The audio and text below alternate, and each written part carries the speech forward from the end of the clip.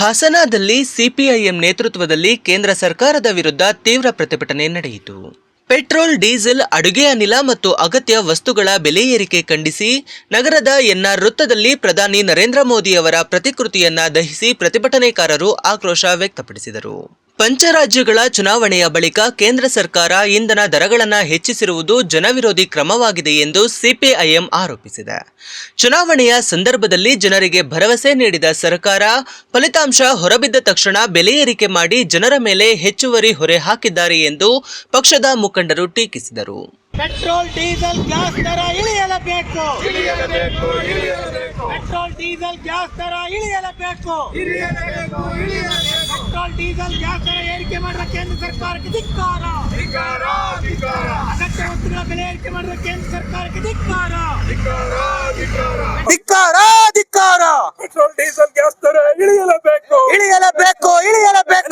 ಮಾಡಿರುವ ಕೇಂದ್ರದ ನರೇಂದ್ರ ಮೋದಿ ಸರ್ಕಾರಕ್ಕೆ ಧಿಕ್ಕಾರ.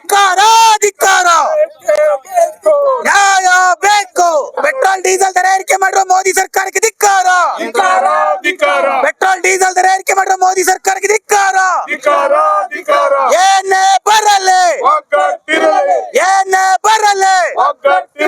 ಪೆಟ್ರೋಲ್, ಡೀಸೆಲ್ ದರ ಏರಿಕೆ ಮಾಡುವ ಮೋದಿ ಸರ್ಕಾರಕ್ಕೆ ಧಿಕ್ಕಾರ. ಪೆಟ್ರೋಲ್, ಡೀಸೆಲ್ ದರ ಏರಿಕೆ ಮಾಡುವ ಮೋದಿ ಸರ್ಕಾರಕ್ಕೆ ಧಿಕ್ಕಾರ.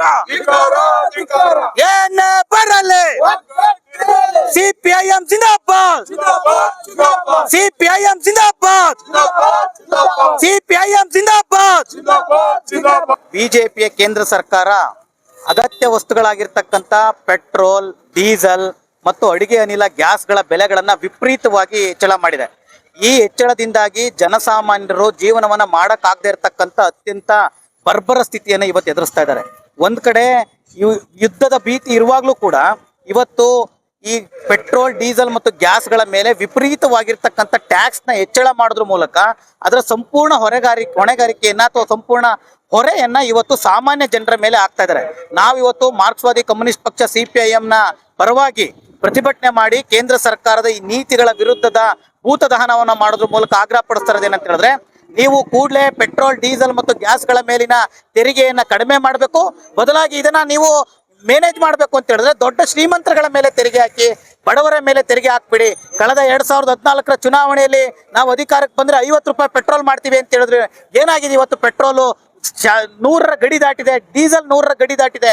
ಹಂಗಾಗಿ ಕೂಡಲೇ ಈ ನೀತಿಯನ್ನು ವಾಪಸ್ ತಗೊಂಡು ಪೆಟ್ರೋಲ್, ಡೀಸೆಲ್ ಮತ್ತು ಗ್ಯಾಸ್ ದರಗಳನ್ನ ಇಳಿಕೆ ಮಾಡಬೇಕು ಅಂತೇಳಿ ಸಿಪಿಎಂ ಪಾರ್ಟಿ ಆಗ್ರಹ ಮಾಡುತ್ತೆ.